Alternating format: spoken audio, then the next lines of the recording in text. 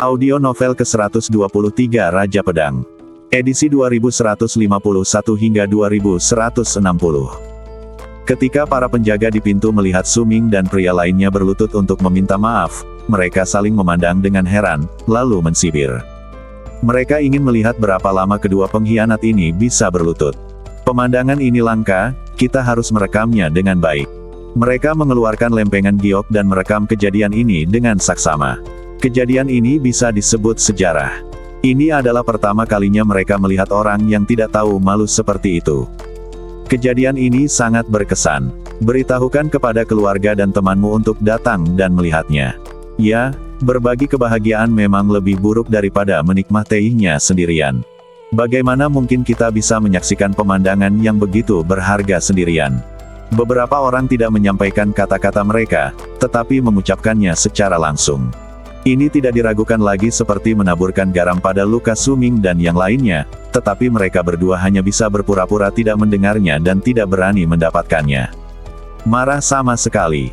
Tak lama kemudian, berita bahwa Su Ming dan dua orang jenius lainnya berlutut di depan kamar dagang untuk menebus dosa mereka menyebar ke seluruh kamar dagang, dan dengan cepat menarik banyak orang untuk menonton. Hei, bukankah mereka berdua adalah orang-orang jenius kita? Bukankah mereka meninggalkan kamar dagang dengan sangat bangga sebelumnya? Mengapa mereka kembali? Cek, dua orang jenius hebat ini benar-benar berlutut. Ini benar-benar langka di zaman kuno dan modern. Saya pernah punya guguk. Saya mengusirnya, tetapi dia kembali lagi. Bisakah Anda menebak alasannya? Karena aku yang membesarkannya, dan ia akan punya daging untuk dimakan saat ia kembali. Hahaha. Semua orang tertawa terbahak-bahak, yang sangat tidak enak didengar oleh Su Ming dan yang lainnya.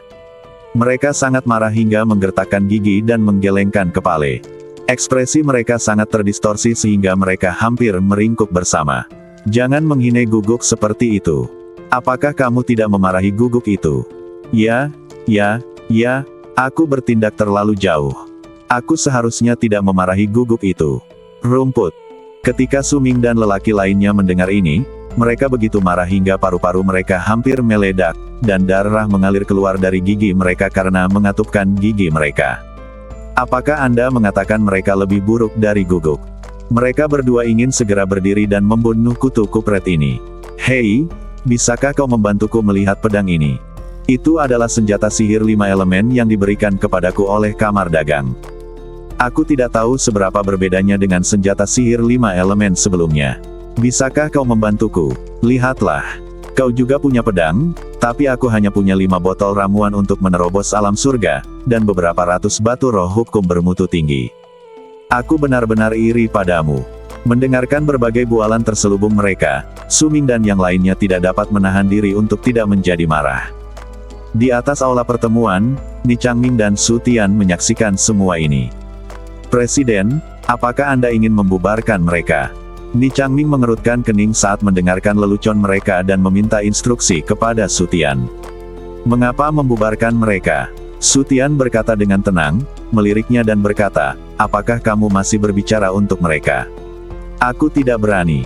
Ni Changming menundukkan kepalanya dan mengepalkan tinjunya, lalu berkata, hanya saja aku merasa bahwa kamar dagang sekarang sedang dalam masa perkembangan yang pesat dan tidak dapat menyia-nyiakan personel dan energinya untuk hal-hal seperti itu. Sungguh sia-sia. Pengkhianat memang pantas menerima nasib ini. Su Tian berkata dengan suara keras, biarkan mereka melampiaskannya. Tidak ada salahnya. Itu hanya akan meningkatkan kekompakan. Ni Changming mengangguk sedikit, lalu bertanya, lalu, Presiden, bagaimana kita menghadapi mereka? Biarkan mereka berlutut. Mereka akan pergi jika mereka tidak tahan lagi. Kapan Presiden Hua akan kembali? Seharusnya dalam beberapa hari ini. Su Tian mengangguk pelan, hubungi aku saat dia kembali. Aku punya pengumuman penting yang harus kusampaikan. Ya, ekspresi Ni Changming menjadi serius. Karena Su Tian mengatakan kata, peristiwa besar, itu pasti peristiwa besar. Su Ming dan rekannya berlutut seharian penuh di bawah segala macam penghinaan dan ejekan, dan tidak pergi. Setelah berlutut selama 2 hari, dia masih tidak pergi. Namun pada hari ketiga, mereka tidak dapat menahannya lagi. Kami telah berlutut selama 3 hari. Berapa lama Anda ingin kami berlutut? Sudah cukup berlutut sampai sekarang, tapi kau masih tidak mau memaafkan kami.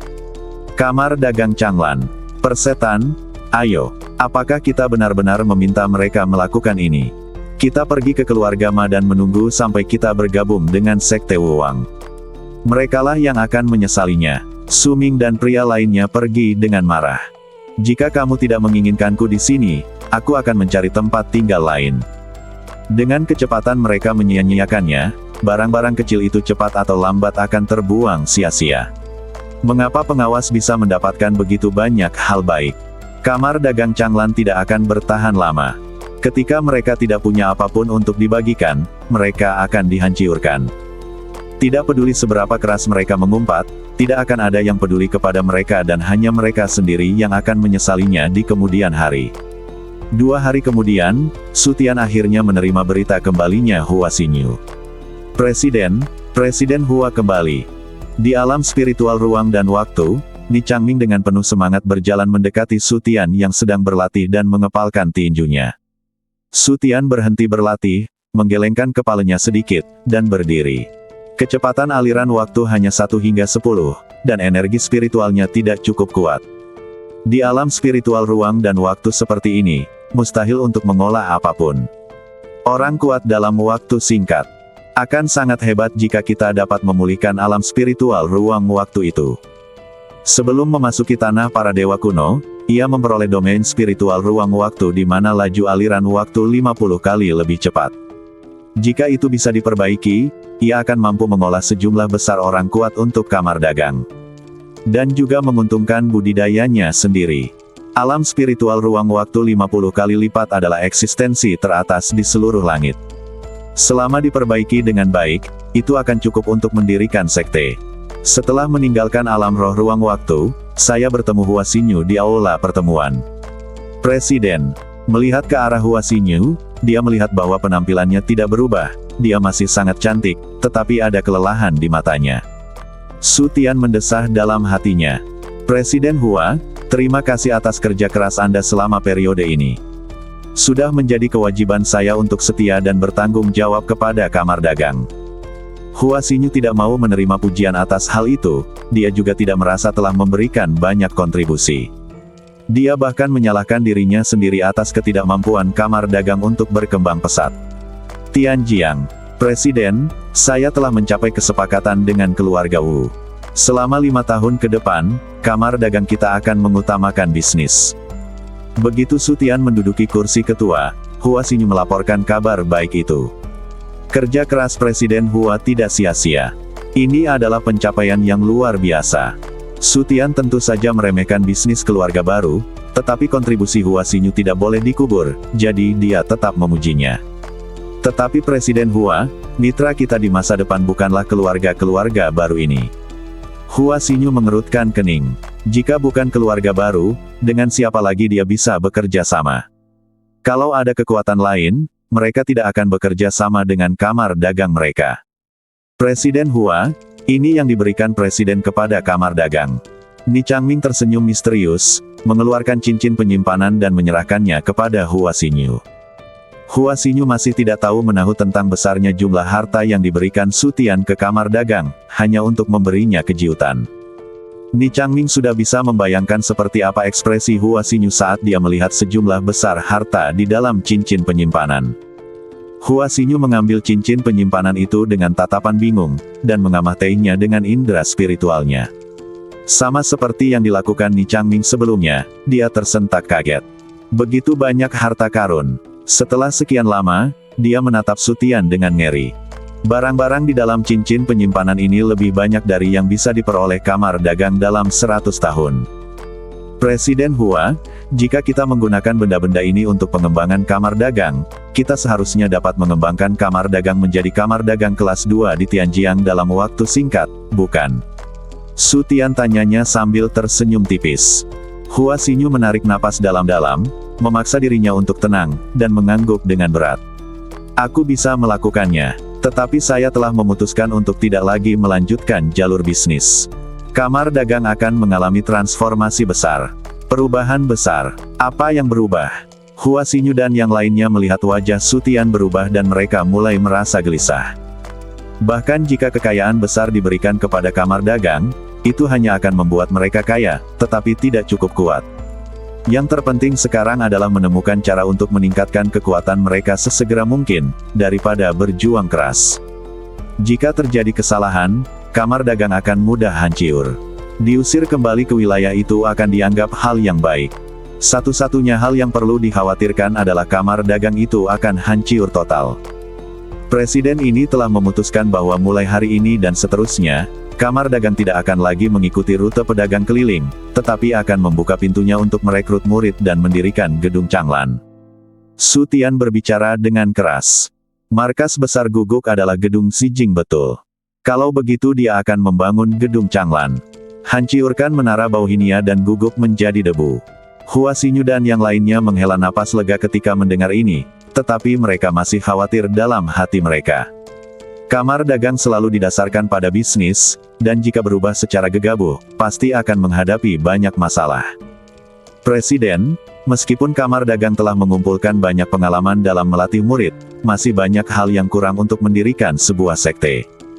Hua Xinyu mengemukakan kekhawatirannya, dan Su Tian mengangguk setuju, lalu bertanya, apa yang paling kurang dari kamar dagang saat ini?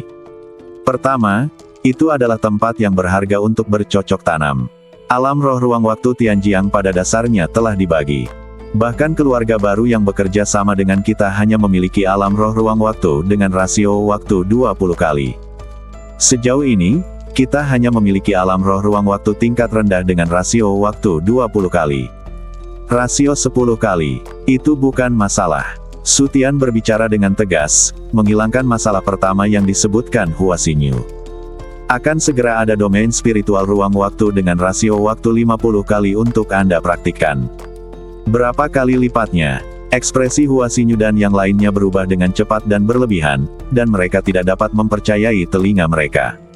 Presiden, apa yang baru saja Anda katakan? 50 kali. Ni Changming tergagap. 50 kali alam spiritual ruang waktu kedengarannya menakutkan. Ini adalah domain spiritual ruang waktu tingkat atas di Tianjiang. Pada dasarnya, hanya kekuatan yang berada di jajaran teratas yang dapat memilikinya.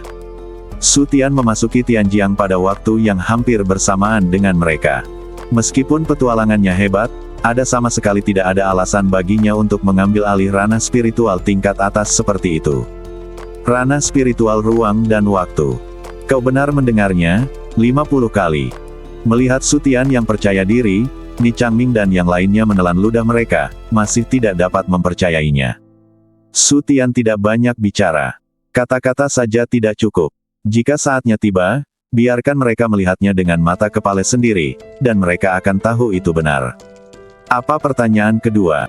Pertanyaan kedua, Hua Xinyu merenung sejenak, lalu berkata, mengenai seni bela diri dan keterampilan tempur, kamar dagang saat ini hanya memiliki sekitar 200 seni bela diri tingkat lanjut dan keterampilan tempur sebagai cadangan, yang sama sekali tidak memadai untuk memenuhi persyaratan untuk mendirikan sebuah sekte. Secara keseluruhan, hanya ada lebih dari 200 set seni bela diri dan keterampilan bertarung. Meskipun tampaknya banyak, namun tidak cukup untuk mendirikan sebuah sekte. Ambil saja keluarga manapun, dan cadangan seni bela diri dan keterampilan tempur mencapai 500 hingga 1000 set. Cadangan seni bela diri dan teknik tempur pasukan besar itu bahkan berjumlah puluhan ribu. Dalam hal ini, mereka masih jauh dari mendirikan suatu sekte. Su Tian merenung sejenak, lalu mengeluarkan cincin penyimpanan dan melemparkannya ke Hua Xinyu. Hua Xinyu menatapnya dengan tatapan kosong. Mungkinkah? Dia menelan dan membuka cincin penyimpanan itu, hanya untuk melihat tumpukan kepingan giok dan buku-buku kuno yang terbuat dari berbagai bahan. Seharusnya ada 5000 set teknik bela diri di sini, cukup untuk memulai sebuah sekte. Sebelumnya, dia tidak menukar keahliannya dengan mereka yang berada di alam hukum langit dan bumi, tetapi dia membunuh beberapa dari mereka, dan dengan kekayaan mereka yang berada di alam surga dan manusia, keterampilan yang dia kumpulkan sudah cukup untuk memulai sebuah sekte. Sekte itu didirikan. Su Tian tiba-tiba merasa sedikit menyesal saat pertama kali memasuki Tianjiang. Dia seharusnya menasihati Kaisar Abadi Gila. Jika dia bisa meninggalkan semua hal tentang klan kuno Gongyang, kamar dagang pasti akan lepas landas dalam sekejap. Namun, Ini adalah sesuatu yang hanya bisa kita pikirkan. Pertama, masalah ini sudah berlalu dan tidak ada gunanya menyesalinya. Kedua, mengingat karakter Kaisar Abadi gila, dia mungkin tidak dapat dibujuk. Saya juga akan memilih 100 teknik seni bela diri sebagai harta karun untuk dipajang di gedung ini. Tersembunyi dalam ingatan penguasa api dan penguasa tanah tebal, setidaknya ada 2000 seni bela diri dan keterampilan tempur. Meskipun jumlahnya tidak banyak, setiap seni bela diri dapat langsung membunuh seni bela diri lainnya di Tianjiang.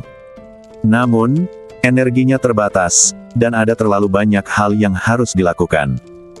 Merekam seni bela diri dan keterampilan tempur menghabiskan banyak kekuatan spiritualnya, jadi dia hanya bisa menyimpan 100 seni bela diri dan keterampilan tempur untuk saat ini dan melakukannya nanti ketika dia punya waktu. Energi. Sekarang untuk pertanyaan ketiga. Dada Hua Xinyu naik turun, membentuk lengkungan yang memikat. Guncangan dan dampak yang diterimanya hari ini terlalu besar, dan dia butuh waktu untuk menenangkan diri. Masalah ketiga adalah bahwa tanpa kebun obat dan tambang, tidak ada fondasi untuk pembangunan. Butuh waktu lama sebelum dia mengatakan masalah ketiga. Karena mereka tidak lagi berbisnis, mereka harus menjadi produsen sendiri. Namun, tanpa alat produksi, mereka tidak dapat melatih murid atau menyediakan sumber daya yang besar, belum lagi mendirikan sekte juga membutuhkan keuntungan. Aku akan segera memberimu kebun obat.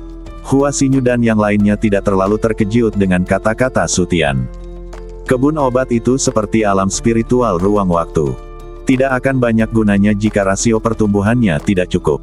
Presiden, berapa tingkat pertumbuhan kebun obat? 5 kali. Rasio pertumbuhan 5 kali lipat. Mendesis. Hua Xinyu dan yang lainnya terkejut lagi. Meskipun rasio pertumbuhan 5 kali lipat bukanlah yang terbaik, itu sangat jarang bagi mereka. Dengan kebun obat ini, kecepatan pengembangan akan sangat meningkat. Itu dapat ditempatkan di alam spiritual ruang waktu. Apa? Ucapan Su Tian yang tiba-tiba membuat Hua Xinyu dan yang lainnya tercengang lagi. Kemudian mereka menyadari inti dari perkataannya dan sangat terkejut hingga hampir menggigit lidah mereka. Maksudnya adalah bahwa laju pertumbuhan kebun obat dapat ditumpangkan dengan laju aliran waktu alam spiritual ruang waktu. 50 kali rasio laju aliran, ditambah 5 kali rasio pertumbuhan, itu 250 kali. 250. Mendengarkan gumaman mereka, Su Tian benar-benar merasa ada yang salah, tetapi itu tidak penting lagi. Yang terpenting adalah bahwa dengan kebun obat ini, ia dapat terus menyediakan bahan obat untuk pengembangan di masa mendatang, dan bahkan menghasilkan keuntungan yang tak terhitung jumlahnya. Ada 6 ranjau lagi. 6 tambang yang kaya akan bahan untuk alat sihir 5 elemen. Kejutan datang silih berganti, Hua Xinyu dan yang lainnya merasa pusing dan hampir pingsan karena bahagia. Tidak peduli apapun itu adalah sesuatu yang tidak dapat diperoleh kamar dagang meskipun bekerja keras selama ratusan tahun. Sekarang semua orang sudah ada di sini, fakta bahwa mereka tidak pingsan di tempat menunjukkan bahwa mereka memiliki daya tahan psikologis yang kuat. Apakah ada masalah lain? Su Tian bahkan tidak memberi mereka waktu untuk bersantai dan terus bertanya. Apakah ada masalah lainnya? Hua Xinyu hanya merasa pikirannya kacau. Pikirannya sama sekali tidak teratur, dan dia tidak dapat memikirkan apapun. Juga, itu saja, yang kuat melawan yang kuat. Presiden, kamar dagang saat ini kekurangan banyak orang kuat. Tanpa tulang punggung dan leluhur untuk memimpin, kekayaan hanya akan menjadi bank bagi orang lain untuk menarik uang. Ekspresi Hua Xinyu tiba-tiba menjadi serius. Ada banyak hal baik, tetapi jika tidak ada kekuatan yang cukup, semuanya akan menjadi milik orang lain. Belum lagi di masa depan yang jauh, jika orang lain tahu tentang tambang taman obat dan alam roh ruang waktu, kamar dagang akan mengalami pukulan fatal. Orang yang tidak bersalah karena memiliki harta karun. Semua orang memahami kebenaran ini. Seorang pria kuat yang bertanggung jawab. Su Tian tersenyum. Tentu saja dia sudah mempertimbangkan hal ini sejak lama.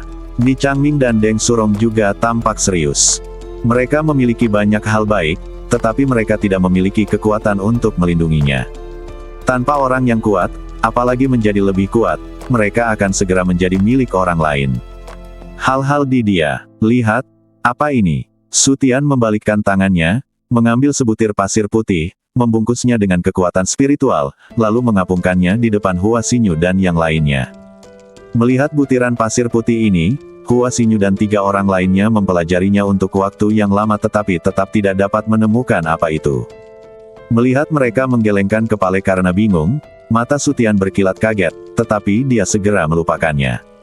Dari segi pengalaman, bahkan jika Hua Xinyu dan keempat orang lainnya adalah pemimpin sebuah guild, mereka tidak dapat dibandingkan dengan para jenius asli itu.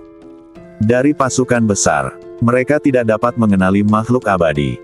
Pasirnya normal. Sebutir pasir ini disebut pasir panjang umur. Ini adalah bahan obat yang sangat bagus untuk memurnikan pil panjang umur. Ucapan santai ini sekali lagi mengejutkan Hua Xinyu dan 3 orang lainnya. Mereka menatap butiran pasir keabadian dengan tak percaya.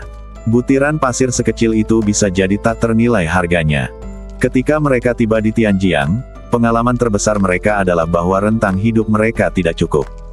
Mereka berlatih di alam roh ruang dan waktu selama bertahun-tahun, dan ratusan tahun berlalu dalam sekejap mata. Terutama mereka yang berada di bidang hukum dari alam surga dan bumi, mereka menghabiskan seluruh rentang hidup mereka dalam latihan, dan pada dasarnya Mahtei.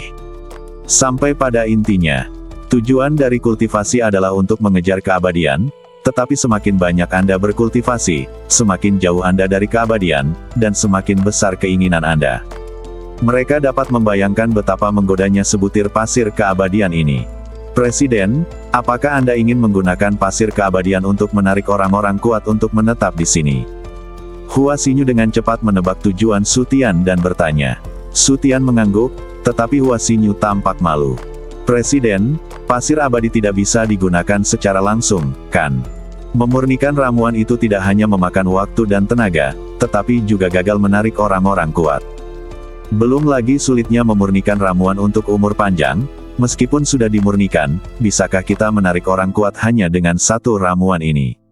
Itu sama sekali tidak cukup, dan tidak ada orang kuat yang cukup bodoh untuk bergabung dengan mereka hanya demi sebuah pil. Sutian tahu apa yang dipikirkan Hua Xinyu. Dia hanya tersenyum dan mengeluarkan botol giok. Hua Xinyu mengambilnya dan memandanginya, tangannya gemetar dan dia hampir menjatuhkan botol giok itu. Itu semua pasir abadi. Apa? Ni Changming dan 2 orang lainnya datang untuk melihat, dan terkejut melihat botol giok itu penuh dengan pasir keabadian. Begitu banyak pasir abadi. Setidaknya ada beberapa ratus dari mereka. Presiden, dari mana Anda mendapatkan semua barang bagus ini? Hua Xinyu dan 3 orang lainnya terkejut. Kejutan demi kejutan terus mengalir, tetapi juga banyak kejutan. Beberapa ratus butir pasir keabadian berarti ratusan pil keabadian dapat disempurnakan. Ini cukup untuk menarik beberapa orang kuat yang sudah mendekati akhir masa hidup mereka untuk bergabung dan pindah. Sutian hanya tersenyum dan tidak menjelaskan. Dia memiliki begitu banyak harta sehingga menarik beberapa orang kuat untuk bergabung dengannya adalah hal yang mudah. Laporan. Kepala keluarga Wu sedang berkunjung dan ingin menemuinya di luar. Mendengar pengumuman dari luar, wajah Hua Xinyu dan 3 orang lainnya tiba-tiba berubah. Mereka baru saja mencapai kesepakatan kerjasama dengan keluarga Wu, jadi mengapa mereka datang berkunjung? Dan pemimpin klan datang berkunjung secara langsung, yang merupakan pekerjaan besar. Keempatnya bergegas menyambutnya, tetapi setelah berjalan 2 langkah mereka menyadari ada yang tidak beres. Apakah mereka masih perlu bersikap hati-hati dan rendah hati dalam menyambutnya? Meskipun keluarga Wu berkembang lebih baik daripada mereka, itu terjadi sebelum presiden kembali. Sekarang dengan apa yang diberikan presiden kepada mereka, mereka dapat dengan mudah mengalahkan 10 atau bahkan 100 keluarga Wu. Di Tianjiang, interaksi antar kekuatan hanya boleh dilakukan dengan sopan dan santun, dan tidak boleh merendahkan martabat. Hal itu tidak hanya akan menyebabkan hilangnya muka, tetapi juga akan menyebabkan status yang tidak setara dalam jangka panjang. Namun setelah berpikir sejenak, mereka memutuskan untuk menyambut musuh dengan sikap yang sama seperti sebelumnya. Mereka belum memiliki orang yang kuat. Keluarga Wu memiliki seseorang di alam hukuman surga, sementara yang terkuat mereka hanya di alam manusia surgawi. Alam. Jika mereka membuat keluarga Wu tidak senang, keluarga Wu dapat menghancurkan mereka sekarang dan mengambil semuanya. Sekaranglah saatnya kita perlu berkembang secara diam-diam, dan jika memungkinkan kita harus menghindari bersikap menonjol. Presiden, Keluarga Wu baru saja mencapai kesepakatan kerja sama dengan kita. Kita kedatangan tamu terhormat di sini, jadi sebaiknya kita pergi dan menyapa mereka. Ni Changming berbalik dan mengepalkan tinjunya ke arah Su Tian. Mereka bisa saja pergi menemui mereka dan mempermalukan diri mereka sendiri, tetapi sebagai presiden, Su Tian tidak bisa pergi dan mempermalukan dirinya sendiri bersama mereka. Karena dia tamu terhormat, Ni Changming, pergilah untuk menyambutnya. Su Tian berkata dengan enteng. Sudah sangat penting untuk mengirim wakil presiden untuk menyambutnya. Akan sangat disayangkan jika keempat presiden itu pergi. Cepat pergi. Ni Changming tampak malu, tetapi Su Tian tidak memberinya kesempatan berbicara dan memerintahkannya untuk pergi dan menyapa mereka segera. Ya, Presiden. Ni Changming tidak punya pilihan selain mematuhi perintah dan keluar untuk menyambut mereka. Presiden, Hua Xinyu dan dua orang lainnya khawatir bahwa dialah satu-satunya yang pergi. Mereka takut keluarga Wu akan marah dan tidak hanya menghancurkan kerjasama, tetapi juga menyerang mereka. Kamar dagang akan dalam masalah. Jika ada masalah, aku akan mengambil tindakan untuk menyelesaikannya. Su Tian berbicara untuk meyakinkan mereka, tetapi mereka bertiga tidak bisa merasa tenang. Tak lama kemudian, sekelompok orang datang dengan tergesa-gesa. Pemimpinnya adalah seorang pria parubaya yang agak gemuk yang menganggap kamar dagang sebagai rumahnya sendiri. Dia berjalan ke aula pertemuan dan melihat sekeliling. Ketika matanya tertuju pada Hua Xinyu, ekspresinya sedikit membaik. Presiden Hua. Pria parubaya itu berjalan ke arah Hua Xinyu dengan penuh semangat, bahkan tanpa melihat Su Tian yang duduk di singgasana. Hua Xinyu mengerutkan kening dan melangkah mundur, mengangkat tangannya dan berkata, Patriarku, Presiden telah kembali. Jika ada yang ingin Anda bicarakan, bicarakan saja dengan Presiden kami. Presiden Hua, saya hanya mengakui Anda sebagai presiden, dan saya hanya akan bernegosiasi dengan Anda. Adapun yang lain, Patriarku melirik Su Tian di atas takhta dengan jijai, dan terus berjalan menuju Hua Xinyu. Kepala Wu, tolong hormati aku dan presiden kita. Wajah Hua Xinyu menjadi gelap. Ketika mereka sedang mendiskusikan kerjasama sebelumnya, Kepala Wu menatapnya dengan tatapan aneh. Sekarang setelah mereka berada di wilayah mereka, dia bahkan lebih lancang. Anda benar-benar tidak menganggapnya serius. Setelah mendengar ini, Kepala Wu berhenti dan menatap Su Tian di atas takhta dengan enggan. Apakah kamu Changlan? Anda telah melihat pemimpin klan kami, mengapa Anda tidak turun untuk menyambutnya? Tanpa menunggu Su Tian menjawab, Kepala Wu berteriak dingin. Hanya mengirim Ni Changming untuk menyambutnya berarti meremehkannya. Dia datang dan hanya duduk di sana tanpa bergerak, sungguh lebih berani. Apa kualifikasimu untuk meminta presiden ini menjemputmu? Su Tian berkata dengan tenang. Itu sudah merupakan tanda penghormatan bagi Ni Changming untuk menjemputnya. Dia tidak menganggapnya serius ketika dia pertama kali datang, dan dia masih ingin dia menjemputnya. Dia juga harus melihat tempatnya. Wajah Patriarku menjadi gelap. Beraninya kau menentangnya. Kau ingin hidup. Presiden Changlan, saya pikir Anda perlu memahami satu hal. Presiden Hualah yang bersusah payah membangun hubungan kerjasama. Ia datang ke rumah kami berkali-kali untuk memohon sebelum kami dengan berat hati menyetujuinya. Ada hal lain yang harus kau ketahui dengan jelas. Bekerja sama denganmu adalah hadiah dari sukuku. Namun, apakah kau bisa mendapatkan hadiah ini tergantung pada sikap sukuku. Hua Xinyu dan tiga orang lainnya menatap Patriarku yang sombong, dan wajah mereka semua berubah jelek. Penghinaan tidak dapat dihindari saat berbisnis, tetapi mempermalukan mereka di depan pintu sudah keterlaluan. Oh, sepertinya keluargamu tidak tulus bekerja sama dengan kami. Su Tian berkata dengan ringan tanpa mengubah ekspresinya. Kepala Wu mengerutkan kening. Dia pikir Changlan akan menyerah padanya setelah mengatakan ini, tetapi dia tidak menyangka sikap ini. Tulus atau tidaknya kita tergantung pada ketulusan kalian. Oh, Su Tian senang, lalu mencondongkan badannya untuk melihat Ketua Wu, ketulusan apa yang kamu inginkan? Berani, turunlah dan bicaralah dengan pemimpin klan kami. Orang kuat dari keluarga Wu yang datang bersama Patriarku melihat bahwa Su Tian berani bersikap seperti itu dan menunjuknya serta mengutuk. Pada saat ini, Patriarku tidak peduli lagi. Dia mengangkat tangannya untuk menghentikan mereka. Melihat Su Tian, bahkan ada senyum di wajahnya. Dia sekarang ingin melihat apakah presiden ini tahu bagaimana menghadapi situasi saat ini. Sangat mudah. Karena ini pertama kalinya kamar dagang Anda mulai bekerja sama dengan kami, suku kami memperdagangkan material berharga, jadi Anda harus memberi kami sejumlah agunan. Jaminan. Ni Changming dan 3 orang lainnya sangat marah ketika mendengar ini. Apakah bekerja sama dengan mereka hanya untuk mengancam mereka? Dengan sikap seperti ini, bagaimana mereka masih bisa mengharapkan keluarga Wu memiliki semangat kontrak? Jika mereka benar-benar memberikan jaminan, hasilnya mungkin akan ditelan oleh keluarga Wu.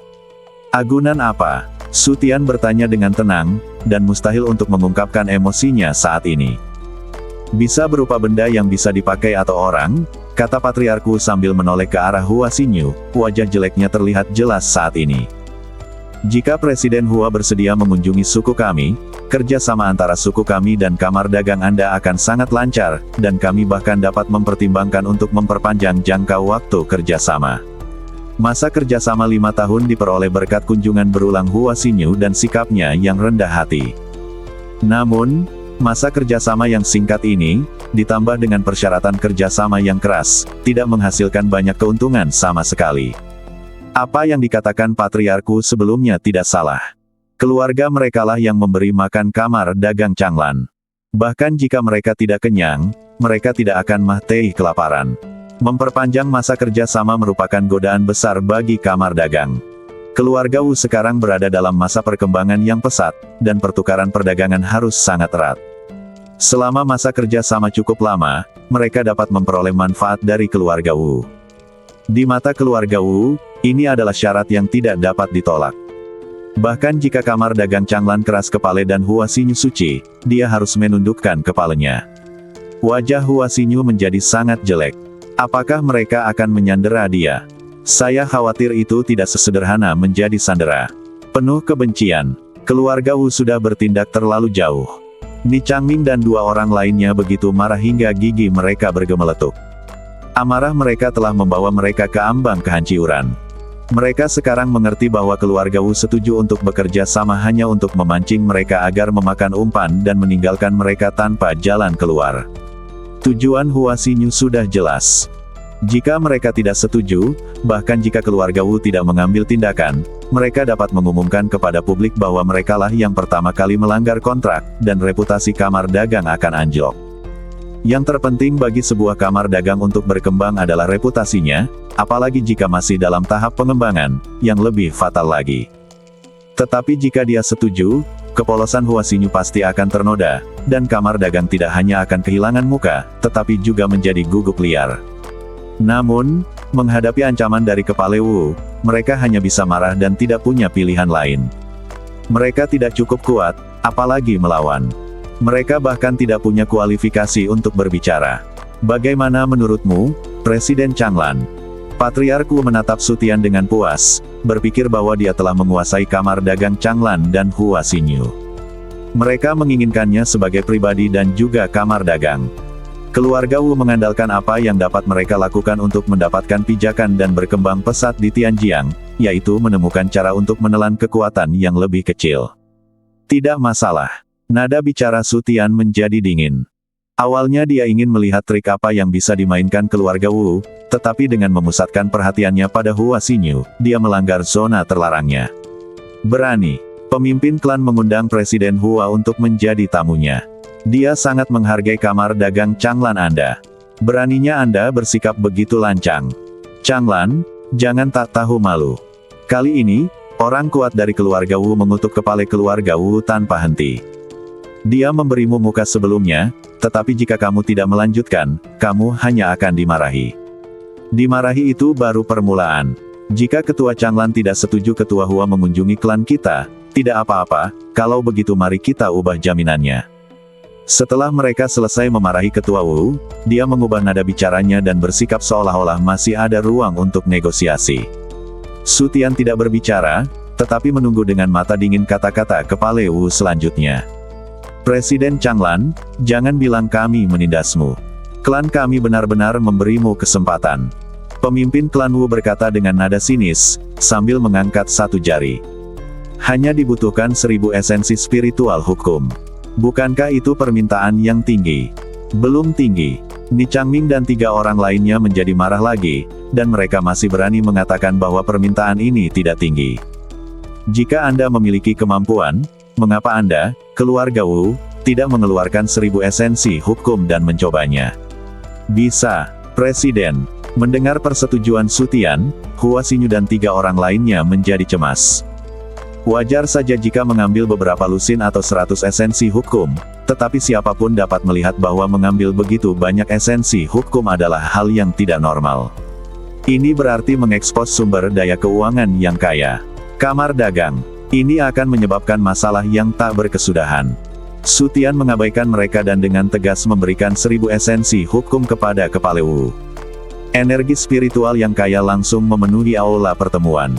Kepala Wu menggunakan kekuatan spiritualnya untuk menerima 1000 esensi spiritual hukum. Dia terganggu sejenak. Sebagai seorang kepala suku, dia tidak dapat melihat berapa banyak esensi spiritual hukum yang ada. Semua esensi spiritual hukum yang dia terima diberikan kepada leluhur untuk berkultivasi sesegera mungkin. Meskipun keluarga telah terbentuk begitu lama, dia belum pernah memegang begitu banyak hukum dan esensi di tangannya. Ketua Wu, ketulusan saya sudah ada, bagaimana dengan ketulusan Anda? Ketua Wu menyingkirkan 1000 esensi spiritual hukum, menundukkan kepalanya, dan berkata setelah beberapa saat ragu, karena Presiden Changlan begitu tulus, klan kami juga akan memperpanjang periode kerja sama dengan tepat. Saya akan kembali ke suku saya untuk menyusun ulang kontrak dan menandatanganinya pada hari yang dipilih. Setelah berkata demikian, dia pergi bersama sekelompok orang kuat, tanpa menunda-nunda atau membuat masalah lagi. Apakah benar-benar seperti ini cara menyelesaikan masalahnya? Memobilisasi begitu banyak pasukan di sini hanya untuk 1000 esensi spiritual hukum tersebut. Ni Changming dan yang lainnya tidak percaya bahwa masalah itu diselesaikan dengan sangat lancar, tetapi mereka tetap menghela napas lega. Selama masalahnya dapat diselesaikan, itu akan menjadi yang terbaik. Presiden itu bijaksana. Ni Changming mengangkat tangannya dan mengepalkan tinjunya untuk memuji Su Tian. Menggunakan uang untuk menyelesaikan masalah mungkin bukan hal yang buruk. Bagaimanapun, adalah wajar bagi kamar dagang untuk melakukan yang terbaik untuk datang dengan 1000 esensi hukum. Seharusnya tidak menimbulkan terlalu banyak masalah, bukan? Mereka tentu saja berharap demikian dalam hati, tetapi mereka semua samar-samar merasa bahwa masalah ini tidak akan sesederhana itu. Apakah menurutmu 1000 esensi hukum dapat memuaskan selera keluarga Wu? Su Tian berdiri dan melihat keluar aula pertemuan dengan seringai di wajahnya. Ni Changming dan 3 orang lainnya terdiam. Keluarga Wu bagaikan serigala yang tidak tahu terima kasih. Tidak apa-apa jika mereka tidak diberi makan, tetapi jika mereka diberi makan, mereka pasti akan mengejar dan menghisap sumsum tulang mereka. Presiden, bukankah Anda mencoba menghindari bencana dengan menghabiskan uang? Ni Changming bertanya dengan heran, menyadari ada sesuatu yang salah. Dia tentu saja tidak menghabiskan uang untuk menghindari bencana, tetapi menggunakan 1000 esensi hukum spiritual ini untuk mencapai sesuatu yang besar. Lihat, 1000 esensi spiritual hukum ini dapat membantu kita memecahkan banyak masalah. Hua Xinyu dan 3 orang lainnya saling memandang dengan bingung. Mereka tidak mengerti apa yang dimaksud Su Tian atau pengaturan apa yang telah dibuatnya. Presiden, bisakah Anda menjelaskannya? Kau akan segera tahu. Su Tian duduk, menopang pipinya dengan tangan kirinya dan berkata dengan malas. Tidak lama lagi keluarga Wu akan datang berkunjung lagi. Tapi lain kali, saya khawatir itu bukan kunjungan. Ni Changming dan 3 orang lainnya terus menatap Su Tian dengan bingung, sama sekali tidak dapat memahami apa yang sedang dilakukannya. Alasan mengapa mereka tidak dapat mengetahuinya sangat sederhana, yaitu, jiwa mereka tidak cukup kuat dan mereka tidak tahu berapa banyak orang di luar. Ketika Su Tian mengetahui bahwa Patriarku akan datang berkunjung, dia menggunakan indera ilahinya untuk memindai area dalam jarak 100 mil dan menemukan bahwa kamar dagang telah dikepung.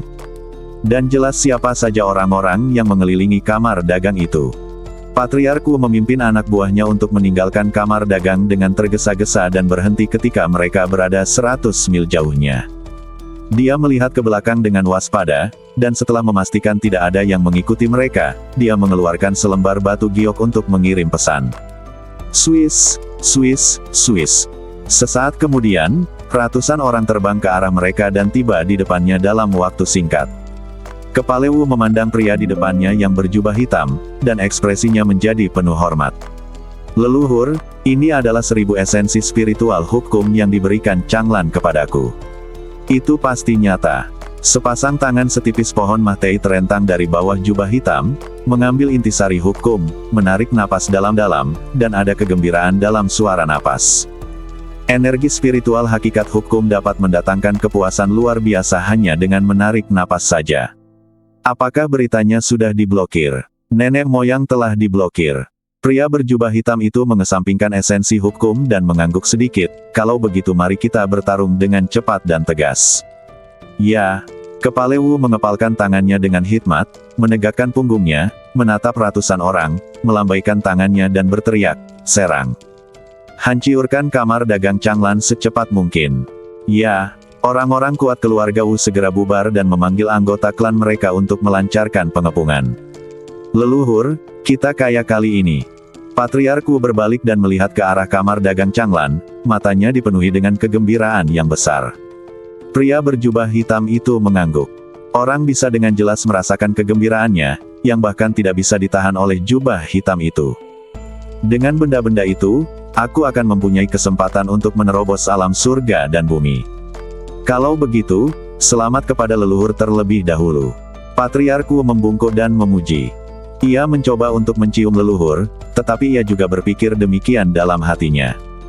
Selama leluhur berhasil menerobos alam langit dan bumi, keluarga mereka akan segera menjadi keluarga kelas menengah di Tianjiang, dan hanya masalah waktu sebelum berkembang menjadi keluarga kelas 1. Changlan, kamu terlalu sombong.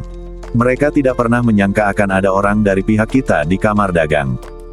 Leluhur, setelah menghancurkan kamar dagang Changlan, kita harus mendirikan monumen untuk Changlan. Senyum sinis muncul di sudut mulut kepala Wu. Tidaklah berlebihan untuk mendirikan sebuah monumen atas kontribusi yang begitu besar bagi keluarga mereka. Bagaimanapun, mereka masih muda. Wajar saja jika mereka kehilangan kendali saat menghadapi peluang. Leluhur keluarga Wu mensibir. Saat Ni Changming mengeluarkan gunung sumsum roh dan harta karun itu, mereka menerima berita itu. Mereka menunggu sampai sekarang saatnya bertindak. Menandatangani kontrak dengan Hua Xinyu untuk menstabilkan kamar dagang Changlan. Yang kedua adalah menyelidiki latar belakang Changlan dan menemukan bahwa dia hanyalah orang yang bangkit dari Huangjiang. Mereka yakin bahwa harta karun itu diperoleh Changlan secara kebetulan. Jadi, jika kamar dagang yang menyimpan harta karun dalam jumlah besar, tetapi tidak punya latar belakang dan kekuatannya lemah, tidak mengambil tindakan untuk merampas harta karun itu, kapankah ia akan melakukannya? Jika kamu tidak mengambil apa yang surga berikan kepadamu, kamu akan menanggung akibatnya. Kita harus mengucapkan terima kasih yang sebesar-besarnya kepada Changlan. Kepala Wu mengangguk setuju. Bagaimana mungkin dia tidak berterima kasih kepada mereka karena telah membawa pulang begitu banyak harta karun. Ledakan, dentuman, dentuman. Oh tidak, Presiden, keluarga Wu sedang melancarkan serangan besar-besaran dan sudah menerobos masuk. Setengah jam kemudian, seorang anggota tingkat menengah kamar dagang bergegas ke ruang rapat dan melaporkan dengan panik. Apa? Keluarga Wu menelepon. Hua Xinyu dan 3 orang lainnya terkejut. Bagaimana mungkin serangan itu datang begitu cepat setelah hanya setengah jam? Mungkinkah mereka sudah membawa orang ke sini? Jadi begitu. Pada saat ini mereka akhirnya mengerti maksud Su Tian. Ternyata dia sudah lama mengetahui ambisi jahat keluarga Wu dan sedang menunggu mereka untuk bertindak. Kita sekarang bisa secara sah melenyapkan keluarga Wu. Apakah kamu benar-benar berpikir kita mudah diganggu? Keempatnya menatap Su Tian.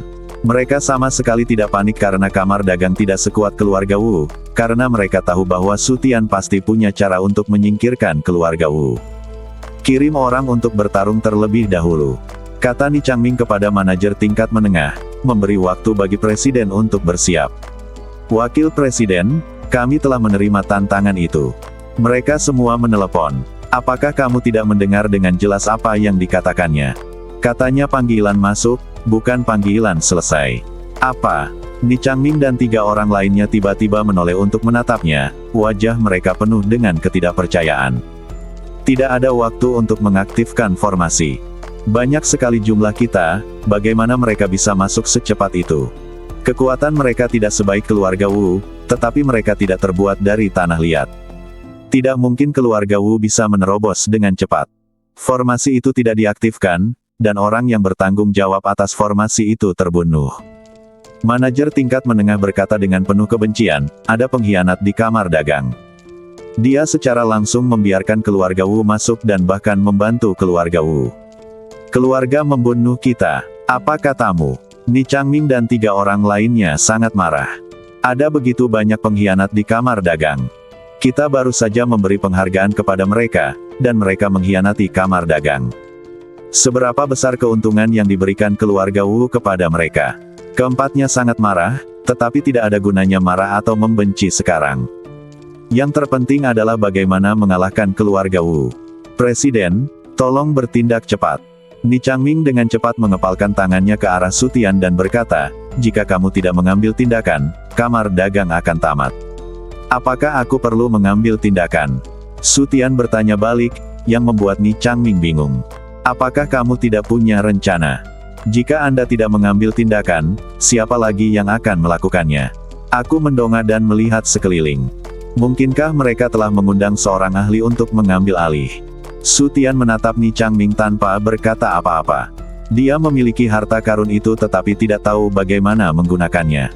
Apa yang kuberikan padamu sebelumnya? Pikirkan baik-baik apa yang telah diberikannya kepadamu. Apakah kamu yakin kamu membutuhkannya untuk melakukannya? Ni Changming tertegun lagi dan menatap Hua Xinyu. Cincin penyimpanan itu sudah ada di tangannya, jadi hanya dia yang bisa mengerti maksud Su Tian. Hua Xinyu menatap cincin penyimpanan itu dengan bingung. Mungkinkah strategi untuk mengalahkan musuh ada di dalamnya? Indra keilahiannya menyapu cincin penyimpanan dan segera memperhatikan tumpukan senjata ajaib. Jadi ini yang dimaksud Presiden. Dia mengerti dan senyum terkejut muncul di wajahnya. Dia segera berbalik dan mengambil beberapa harta karun dan memberikannya kepada Ni Changming dan 2 orang lainnya. Cepat, ambil senjata ajaib itu dan bunuh musuh. Ni Changming dan 2 orang lainnya tertegun sejenak. Setelah melihat harta karun di tangan mereka beberapa saat, mereka tiba-tiba mengerti apa yang sedang terjadi dan melompat kaget. Kami punya bayi, jadi apa yang kami takutkan? Ya, kita memiliki harta yang setara dengan pukulan dari alam Fatian Xiangdi. Apakah kita masih perlu takut pada keluarga Wu? Aku benar-benar bodoh, mengapa aku tidak memikirkannya? Ni Changming dan 2 orang lainnya menepuk kepala mereka karena frustrasi, hanya memikirkan betapa lemahnya kamar dagang, dan tidak memikirkan senjata ajaib itu sama sekali. Sekarang mereka memiliki begitu banyak harta, jangankan harta yang setara dengan pukulan dari alam Fatian Xiangdi, hanya harta yang sebanding dengan pukulan dari alam Tian Fa saja dapat membunuh musuh yang tak terhitung jumlahnya. Presiden itu bijaksana. Kami akan segera mengusir musuh. Presiden, mohon tunggu kabar baik kami di sini. Dengan harta karun di tangan, Ni Changming dan 3 orang lainnya bergegas keluar dengan penuh percaya diri, dan tidak sabar untuk menguji kekuatan harta karun tersebut dan membunuh sebanyak mungkin orang. Keluarga Wu, kematian kalian semakin dekat. Apa? Apa itu? Ah! Ni Changming beserta ketiga rekannya bergegas keluar membawa harta karun itu dengan penuh semangat. Kemudian mereka mendengar suara teriakan ketakutan, kemudian melihat orang-orang berjatuhan berkelompok sambil berteriak. Apa yang sedang terjadi? Tampaknya yang meninggal itu bukan orang-orang kita. Siapa yang begitu kuat? Dia membunuh ratusan anggota keluarga Wu sekaligus. Ni Changming dan 3 orang lainnya terkejut. Kapan orang seperti itu muncul di kamar dagang mereka? Dia mencari dengan matanya dan segera menemukan sebuah jimat besar. Jimat itu memancarkan darah dan cahaya kemasan. Kemanapun jimat itu bersinar, jimat itu seperti sambaran petir, dan semua orang di sana hancur berkeping-keping. Ledakan, dentuman, dentuman. Ah! Ledakan dan teriakan itu berlangsung selama beberapa detik sebelum jimat di udara menghilang dan terbakar menjadi abu. Serangan jimat itu tidak berlangsung lama, tetapi dalam waktu sesingkat itu, telah menewaskan dan melukai ribuan orang dari keluarga Wu. Besar, kuat. Ni Changming dan 3 orang lainnya langsung bersorak. Gelombang serangan ini secara langsung menangkis serangan keluarga Wu dan menyebabkan kerusakan besar pada keluarga Wu. Mereka tidak hanya melampiaskan amarah mereka, tetapi mereka juga merasa terdorong. Siapa yang menggunakan harta karun itu? Ini Su Jiaxin. Ketika mereka mengetahui bahwa itu adalah harta karun yang digunakan oleh Su Jiaxin, Ni Changming dan dua orang lainnya langsung teringat bahwa Su Tian telah memberikan Su Jiaxin sebuah harta karun segera setelah dia kembali. Bukankah harta yang diberikan presiden kepadaku mampu menahan pukulan dari alam hukuman surgawi? Bagaimana itu menjadi harta karun yang ofensif? Mungkinkah itu harta karun yang bisa digunakan untuk menyerang dan bertahan? Seharusnya begitu. Tak peduli apapun, efek jimat itu sangat besar. Jiaxin, kerja bagus. Mendengarkan pujian keras Ni Changming, Hua Xinyu menatapnya tanpa berkata-kata. Bahkan seorang murid pun bisa memikirkan cara ini, tapi kamu tidak bisa. Dengan baik, hal ini membuat Ni Changming dan dua orang lainnya merasa canggung. Dalam hal kemampuan bereaksi, mereka tidak sebaik murid. Itu benar-benar agak tidak masuk akal. Bukan berarti pihak berwenang bingung. Ahem, pikiranku sedang kacau dan aku tidak memikirkannya dengan cara ini. Melihat mereka menggaruk-garuk kepala dan menjelaskan, Hua Xinyu memutar matanya dan berkata, apa yang dilakukan wakil presidenmu sungguh kejam. Baiklah, mari kita bertarung sekarang. Hancurkan semua kutu kupret dari keluarga Wu. Ni Changming dan dua orang lainnya mengerutkan kening dan menatap orang-orang dari keluarga Wu yang datang untuk membunuh mereka. Kemarahan muncul di wajah mereka. Mereka telah menanggung ini untuk waktu yang lama. Bangkit. Keempatnya terbang ke atas, dan ketika telah mencapai ketinggian yang cukup, masing-masing dari mereka membidik ke suatu arah dan mempersembahkan harta karun yang ada di tangan mereka. Membuka. Hua Xinyu memegang sebuah gulungan. Dia melemparkannya ke udara dan membukanya, memperlihatkan gambar pemandangan. Menabrak. Danau dalam lukisan sungai dan gunung itu meluap, dan airnya membanjiri, mengalir langsung keluar dari lukisan dan mengalir deras ke arah anggota keluarga Wu di bawah. Gelombang air danau yang tiba-tiba mengejutkan anggota keluarga Wu, dan ratusan dari mereka hanyut atau tenggelam di tempat. Apa yang tertumpah dari Jiangshan itu bukanlah air danau biasa, melainkan air hukum. Sekali Anda terkena cipratan, Anda akan terhanyut sampai mati atau tenggelam, dan kemungkinan untuk bertahan hidup sangatlah kecil. Apa yang tercurah di peta sungai dan gunung bukan hanya air danau, tetapi juga gunung. Saya melihat gunung-gunung dalam gambar itu riyuntuh, dan puncak-puncaknya mulai muncul satu demi satu, lalu riyuntuh secara langsung. Apa-apaan? Lukisan macam apa itu? Begitu banyak gunung. Para pengikut keluarga Wu di bawah begitu ketakutan hingga mereka kehilangan jiwa mereka. Mereka tidak dapat memahami bagaimana sebuah lukisan dapat mengeluarkan air, bahkan gunung pun tidak. Namun, mereka tidak punya waktu untuk memikirkan hal-hal ini. Air danau yang jatuh sudah cukup memberi mereka pelajaran. Jika mereka tertimpa gunung-gunung ini, mereka pasti akan mati. Mereka benar. Jiangshan Tu yang dikeluarkan Hua Xinyu adalah harta karun yang bisa menyerang dan bertahan pada level yang sama dengan alam Fatian. Bahkan jika mereka berada di alam Danyuan dan alam Lingsu, mereka akan terkejut. Tidak ada tempat untuk mengubur harta karun itu. Mati. Ledakan. Mengapa aku tidak bisa bergerak? Apa yang terjadi? Anggota keluarga Wu ingin melarikan diri, tetapi ternyata dia tidak bisa melarikan diri sama sekali. Badannya terjebak dan dia tidak bisa bergerak sama sekali. Ketika dia mendongak dengan panik, dia mendapati bahwa gunung yang tercurah dari peta sungai dan gunung telah keluar di tengah jalan, dan kekuatan yang mengerikan langsung terkunci ke area di bawahnya.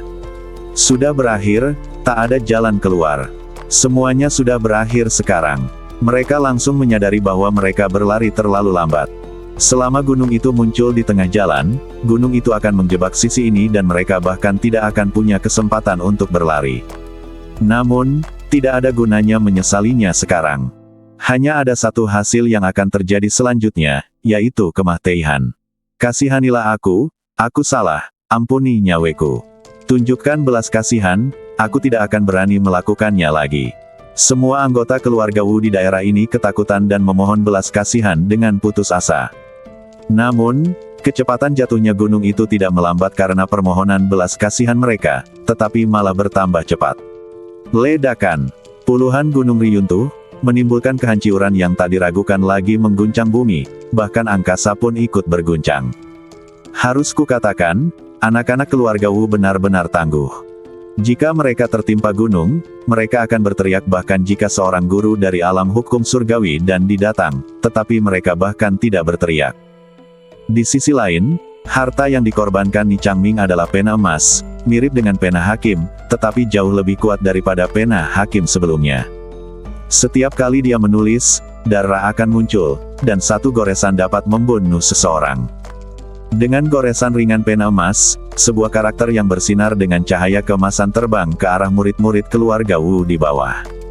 Ledakan. Tak seorang pun mampu menahan dahsyatnya hantaman benda tajam tersebut, dan huruf-huruf emas tersebut meledak tepat di tengah kerumunan dan menewaskan ratusan orang di tempat. Pena emas menggores goresan lain, dan ratusan orang mati lagi. Jatuh. Harta karun yang digunakan Deng Surong bahkan lebih sederhana, yaitu stempel besar. Ketika ditekan ke bawah, stempel akan jatuh seperti banjir. Ledakan. Semua anggota keluarga Wu di area yang ditutupi segel meninggal seketika. Seng Xiaoyong menggunakan senjata sihir surgawi. Dia melemparkan manik-manik es, dan anggota keluarga Wu di bawah langsung membeku. Kemudian, paku-paku es muncul dan menghantam dengan keras, menghancurkan semua anggota keluarga Wu menjadi serpihan es. Tidak ada satupun bisa bertahan hidup. Seluruh badan. Dengan keempat harta karun ini, hampir 10.000 korban keluarga Wu tersingkir dalam waktu singkat. Ini masih merupakan angka korban ketika memperhitungkan korban dari murid-murid mereka sendiri. Jika murid-murid keluarga Wu tidak terlibat dalam pertempuran dengan murid-murid kamar dagang, mereka berempat dapat menggunakan harta karun untuk menambah korban keluarga Wu. Hingga 5 kali atau bahkan 10 kali. Akan tetapi, begitu keempat harta karun itu dikeluarkan, daya tangkalnya cukup untuk langsung membunuh para anggota keluarga Wu, menyebabkan mereka meninggalkan senjata mereka dan melarikan diri ketakutan. Bahkan alam manusia surgawi dan alam hukuman surgawi tidak dapat bersaing dengan harta karun ini. Mengapa mereka masih bertarung? Jika mereka terus bertarung, mereka hanya akan mati. Leluhur, ini seharusnya hampir berakhir. Di kejauhan, patriarku dan leluhur keluarga Wu datang dengan santai. Untuk menghancurkan kamar dagang kecil, mereka tidak perlu mengambil tindakan. Orang-orang itu sudah cukup. Mereka hanya perlu datang untuk memeriksa hasilnya. Pertempuran. Namun sebelum mereka bisa melihat pemandangan menyedihkan dan bobrok di kamar dagang Changlan, mereka malah melihat para anggota keluarga berlarian kembali dengan panik. Apa yang mereka lakukan dengan berlari kembali? Apa itu? Patriarku dan leluhur keluarga Wu tercengang ketika mereka melihat gunung terbalik, segel mengambang, pena emas miring, dan 10 mil es di atas kamar dagang Changlan. Senjata ajaib. Leluhur, mereka semua menggunakan senjata ajaib. Mendengar suara ketakutan patriarku, leluhur keluarga Wu tidak mengatakan sepatah kata pun. Matanya tidak buta dan dia bisa melihat bahwa itu adalah senjata ajaib. Tetapi yang mengejutkannya adalah bahwa kamar dagang Changlan ternyata memiliki begitu banyak senjata ajaib yang kuat. Dari mana mereka mendapatkan begitu banyak senjata ajaib? Tidak hanya ada banyak senjata ajaib, tetapi semuanya bersifat ofensif. Aneh. Patriarku menelan ludahnya, dan ekspresinya berangsur-angsur berubah jelek saat dia melihat murid-murid keluarga yang terus berlari kembali. Kenapa kau lari? Kembalilah ke sini. Mereka yang lolos dari medan perang akan dibunuh. Omelannya berhasil, dan tak lama kemudian beberapa anggota keluarga Wu yang melarikan diri pun berhenti, namun masih banyak yang melarikan diri dengan panik. Mereka semua ketakutan terhadap keempat harta karun itu dan tidak bisa kembali hanya dengan omelan. Ketika kepala Wu melihat banyak orang masih melarikan diri, raut wajahnya tampak marah. Tampaknya ia harus menggunakan tindakan yang kejam. Embun, tiup. Dia membunuh beberapa pengikut keluarga tepat sebelum mereka yang masih melarikan diri berhenti. Siapapun yang berani lari akan mengalami nasib yang sama seperti mereka. Patriarku meraung dengan wajah tegas, kekalahannya sangat telak, membunuh beberapa orang lebih baik daripada diburu oleh kamar dagang Changlan. Nenek moyang masih di sini, mengapa kamu lari?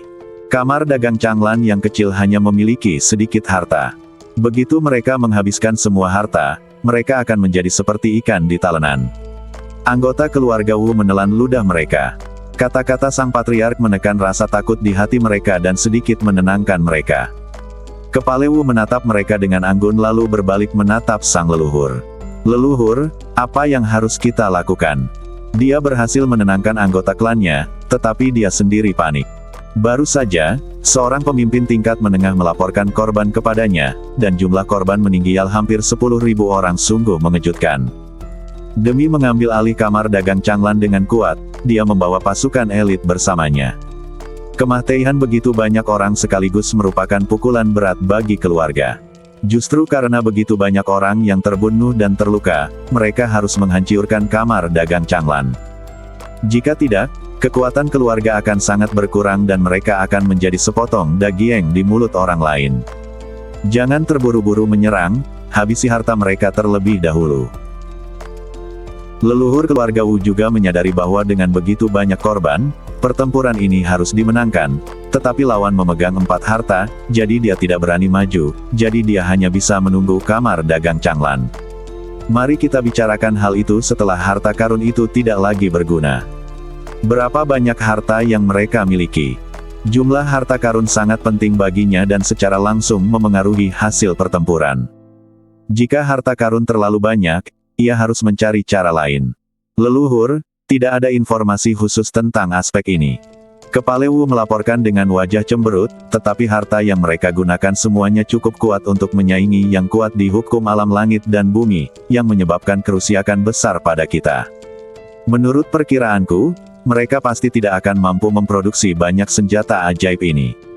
Paling-paling, mereka akan memiliki beberapa harta yang sebanding dengan harta milik alam hukuman surgawi yang tersisa. Leluhur keluarga Wu mengangguk, analisis ini masuk akal. Leluhur, kamu harus keluar dari gunung. Patriark Wu mengepalkan tinjunya dan memohon. Bahkan jika itu hanya harta yang sebanding dengan alam hukuman surgawi, itu bukanlah sesuatu yang dapat mereka lawan. Hanya leluhur yang dapat mengambil tindakan dan membunuh orang yang memegang harta karun di kamar dagang Changlan. Pertama, sepertinya aku harus meregangkan otot-ototku. Leluhur keluarga Wu berkata dengan suara rendah. Akan sangat melelahkan baginya untuk mengambil tindakan, tetapi demi masa depan keluarganya, dia tidak punya pilihan selain mengambil tindakan. Tindakan, saya harap mereka punya ramuan untuk umur panjang. Jika ada ramuan keabadian di harta Changlan, maka dia tidak hanya tidak akan rugi, tetapi juga akan meraup banyak uang. Leluhur, harta mereka telah kehilangan keefektifannya.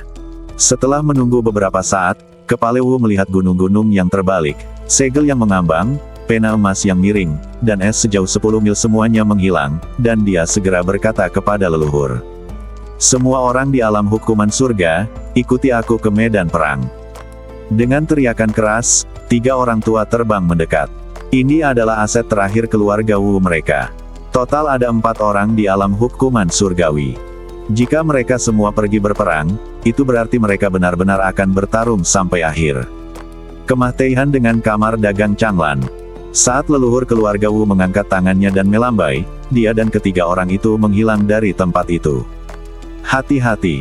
Saat berikutnya, Hua Xinyu dan 3 orang lainnya merasakan krisis hidup dan mati, dan buru-buru mengaktifkan harta di tangan mereka untuk mempertahankan diri. Ding-ding. Ledakan. Keempat prajurit alam hukuman surga dari keluarga Wu menyerang harta mereka, tetapi tidak ada satupun yang berhasil. Itu benar-benar sebuah harta karun. Keempat leluhur keluarga Wu menghela napas, dengan keserakahan terpancar di mata mereka. Harta karun yang bagus seperti itu sangat langka, tetapi digunakan oleh beberapa orang di alam lingsu. Sungguh pemborosan yang sangat besar. Mari kita lihat berapa lama kau bisa bertahan. Aku ingin tahu berapa banyak harta yang kau miliki, dan berapa kali kau dapat menyelamatkan hidupmu. Mereka tidak terburu-buru untuk menghancurkan pertahanan Hua Xinyu dan 3 orang lainnya, demi menghemat energi mereka. Begitu waktu harta karun berakhir, mereka dapat melakukan apapun yang mereka inginkan. Keluarga Wu, serang aku. Leluhur keluarga Wu memberi perintah pada saat yang sama. Sekarang setelah mereka menahan keempat presiden yang menggunakan harta karun, mereka dapat melanjutkan serangan besar-besaran mereka. Anda, Hua Xinyu dan 3 orang lainnya sangat marah ketika mereka melihat pasukan keluarga Wu menyerang lagi, tetapi tidak ada gunanya mengatakan apapun sekarang, jadi mereka hanya bisa memikirkan solusi sesegera mungkin. Apa yang harus kita lakukan? Kita tidak bisa menggunakan harta karun lainnya sekarang. Jangan panik, kita masih punya presiden. Ya, mereka bahkan punya presiden. Hua Xinyu dan 3 orang lainnya menoleh ke aula pertemuan. Keluarga Wu hanya memiliki 4 orang di alam hukuman surgawi, dan mereka hanya bisa menahan mereka berempat. Namun, mereka masih memiliki presiden. Jika presiden mengambil tindakan, tidak peduli berapa banyak orang dari keluarga Wu yang datang, mereka semua akan tersapu. Leluhur keluarga Wu menoleh dan melihat ke arah aula pertemuan. Dia langsung mengerti apa yang dipikirkan Hua Xinyu dan yang lainnya, dan seringai muncul di sudut mulutnya. Apakah menurutmu kau masih bisa mengandalkan ketua serikatmu? Hua Xinyu dan 3 orang lainnya menjadi pucat saat mendengar ini. Apa maksudnya? Ledakan. Lalu terdengarlah suara ledakan keras, dan mereka menoleh ke arah balai pertemuan lagi, hanya untuk melihat balai pertemuan dan seluruh bangunan telah menjadi reruntuhan. Presiden. Ekspresi Hua Xinyu dan ketiga orang lainnya berubah lagi, mengetahui bahwa presiden pasti telah diserang. Kamu masih memiliki alam hukuman surgawi. Setelah semua perhitungan mereka tidak pernah menduga bahwa keluarga Wu memiliki kartu truf lainnya. Tidak, kamu salah. Hanya ada 4 dari kami di klan kami yang berada di alam hukuman surgawi. Leluhur keluarga Wu menggelengkan kepalanya dan mensibir, orang yang menyerang presidenmu bukan dari klan kami. Klan juga, kentut. Hua Xinyu dan yang lainnya sama sekali tidak mempercayainya. Tidakkah kamu menyadari bahwa ada 1 orang yang tidak mengambil tindakan selama seluruh pertempuran? Hua Xinyu dan 3 orang lainnya melihat ke bawah ke medan perang dan tidak melihat petunjuk apapun sampai mereka memikirkannya dengan cermat dan menemukan masalahnya. Tuan Qin tidak muncul. Apakah presiden yang diserang Tuan Qin? Qin Tua adalah andalan terbesar mereka dan juga orang yang paling berkuasa di kamar dagang. Kultivasinya telah mencapai puncak alam manusia surgawi dan dia hanya selangkah lagi untuk menerobos ke alam hukuman surgawi. Anda benar.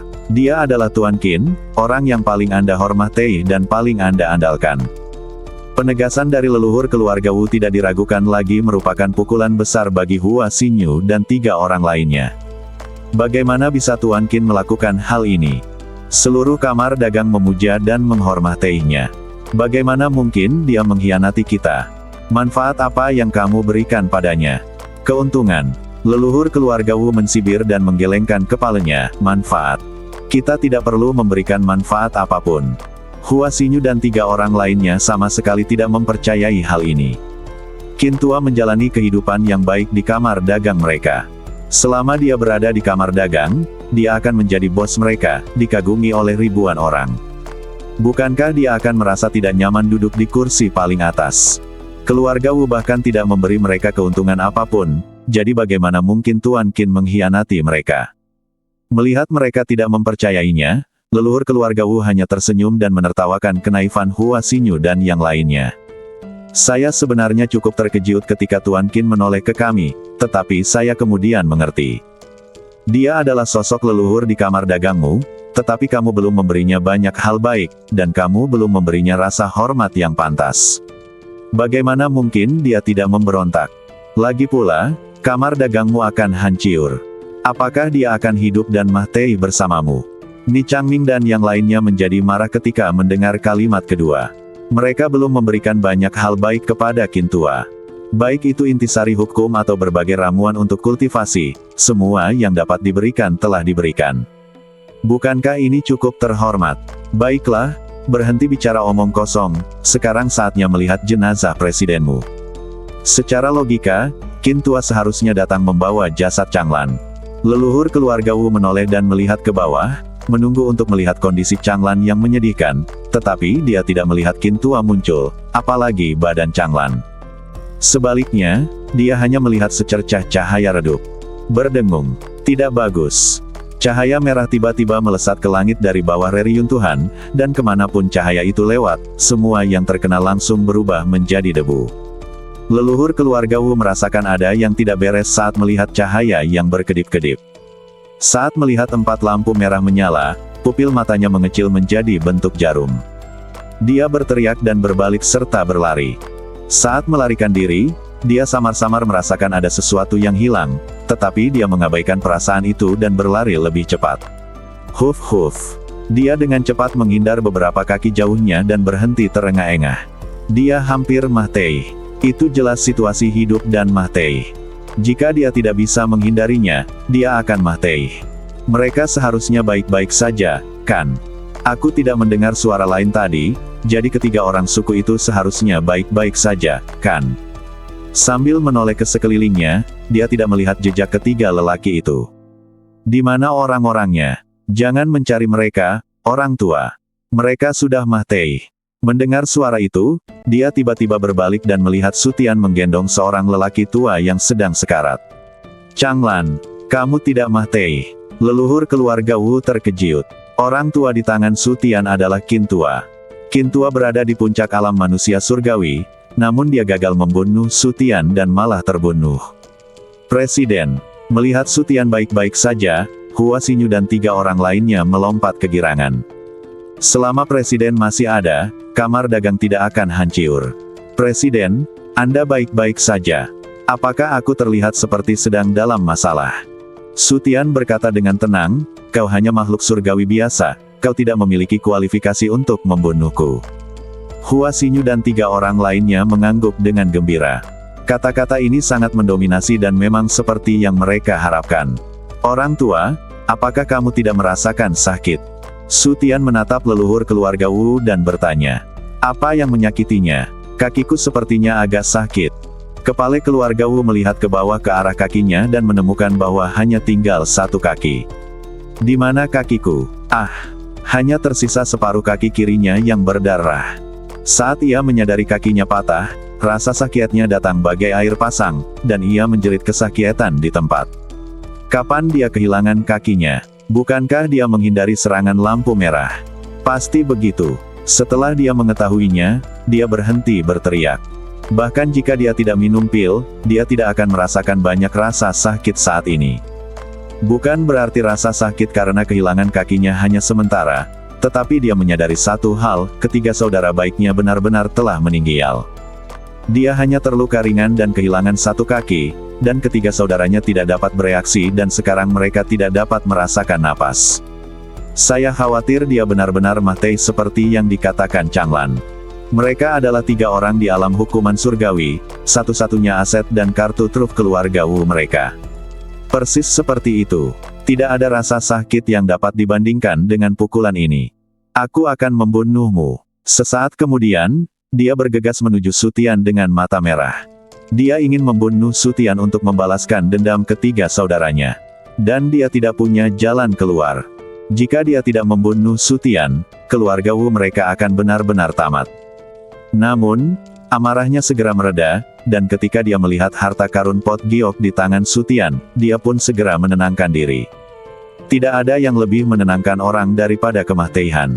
Baru saja, 1 harta karun membunuh ketiga saudaranya, dan dia juga kehilangan 1 kaki. Sekarang, bahkan jika Sutian hanya memiliki sehelai daun di tangannya, itu sudah cukup untuk membuatnya takut. Mendeguk. Leluhur keluarga Wu menatap Pot Giok di tangan Sutian dan menelan ludahnya. Dia dengan bijak mundur beberapa langkah. Dia tidak ingin mati. Setelah hidup sampai titik ini, siapakah yang ingin mati? Memalingkan kepalanya untuk melihat puluhan ribu anggota keluarga Wu yang menyerang di bawah, dia ragu-ragu, merasa sangat bimbang. Kalau tidak bisa mengalahkannya, boleh kabur. Tapi kalau dia kabur, puluhan ribu keturunannya akan mati, dan keluarga ini akan hancur mulai hari ini. Changlan, kami salah. Leluhur keluarga Wu baru saja membangun moralnya, tetapi kalimat berikutnya yang diucapkannya membuatnya kehilangan muka. Apakah kamu sudah menyerah? Senyum sinis muncul di bibir Sutian. Di mana keagungannya sebelumnya? Kemana perginya? Presiden Changlan, mohon maaf atas ketidaktahuan kami. Melawan Anda adalah kesalahan terbesar yang pernah saya buat dalam hidup saya. Mohon beri saya kesempatan. Leluhur keluarga Wu berlutut di hadapan Sutian dengan penuh penyesalan, bersujud meminta maaf dan memohon belas kasihan. Saat ia bersujud, tampaknya ada riak di angkasa. Serangan spiritual. Sutian dengan tajam merasakan bahwa fluktuasi kecil di ruang angkasa adalah serangan leluhur keluarga Wu, yang merupakan serangan jiwa yang paling mematikan dan berbahaya. Sudah terlambat dan kau masih ingin membunuhnya. Dia hanya bisa mengatakan bahwa leluhur keluarga Wu cukup bodoh. Jiwanya sekarang begitu kuat sehingga dia tak terkalahkan di bawah alam hukuman surgawi, dan 1 lawan 1 dengan siapapun di atas alam hukuman surgawi. Namun, Ini hanya terjadi jika Chaos Creation Record tidak digunakan. Catatan penciptaan kekacauan. Rekam 4, berjuang. Dia telah mengolah catatan penciptaan kekacauan sampai tingkat keempat, tetapi dia belum mampu menerobos alam lingsu dan tidak dapat menggunakannya.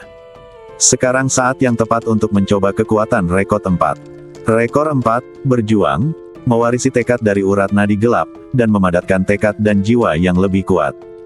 Apa yang ada di dalam urat-urat gelap itu? Mereka melahap semua makhluk di tingkat dewa penguasa.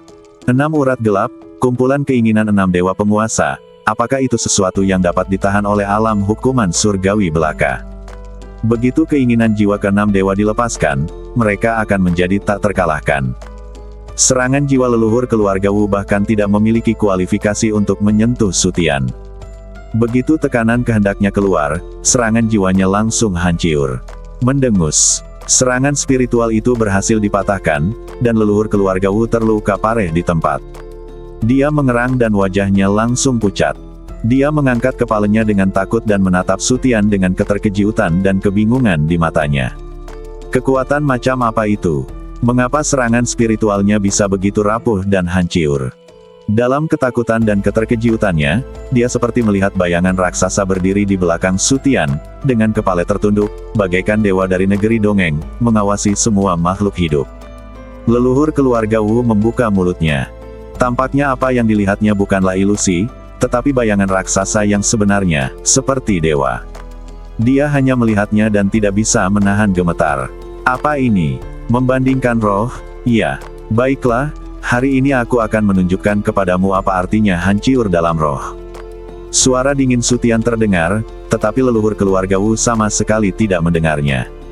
Di matanya saat ini, hanya ada hantu raksasa.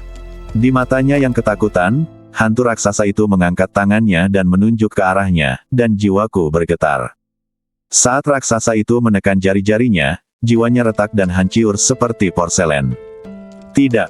Krisis hidup dan mati serta keputusasaan pada saat ini begitu jelas sehingga leluhur keluarga Wu gemetar dan berteriak putus asa, tetapi dia tidak memiliki kekuatan untuk melawan kehendak dewa. Belum lagi dia, bahkan hukum alam langit dan bumi tidak akan mampu menahannya. Teknik rahasia apa yang dia gunakan?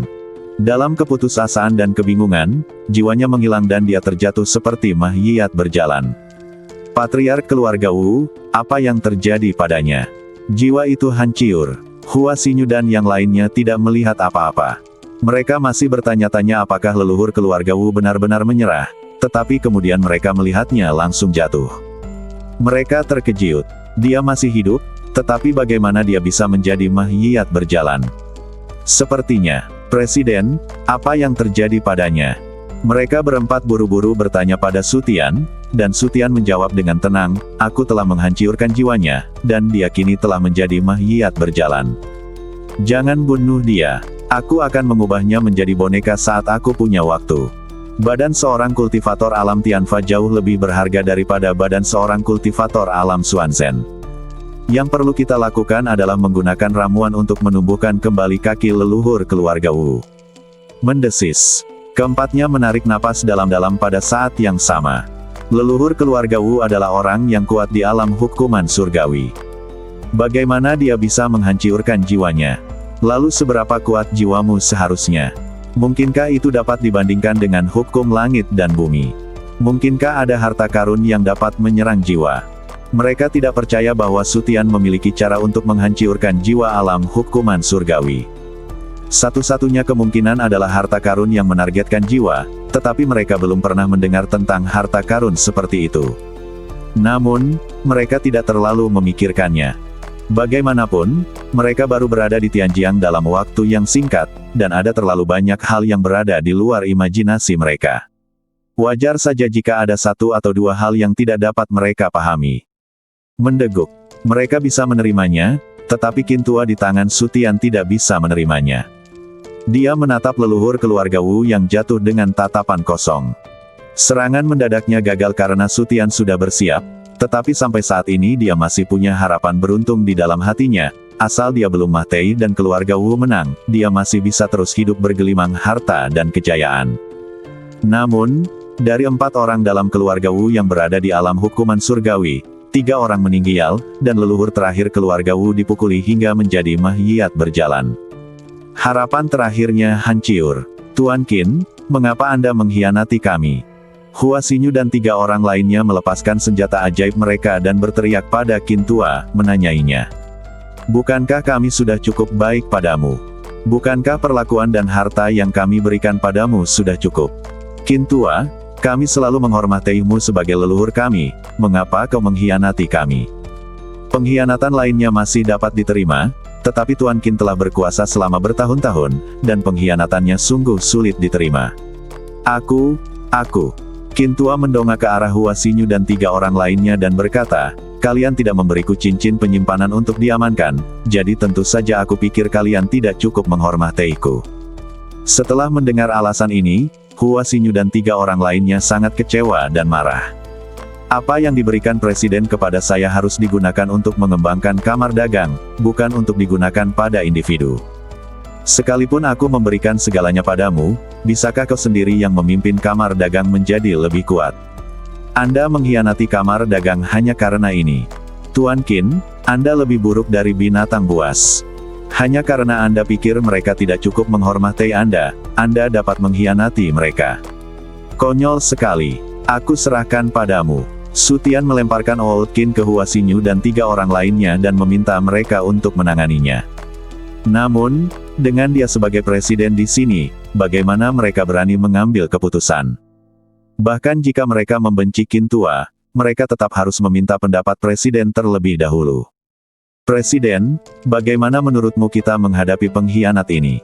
Apakah Anda masih perlu bertanya kepadanya tentang hal ini?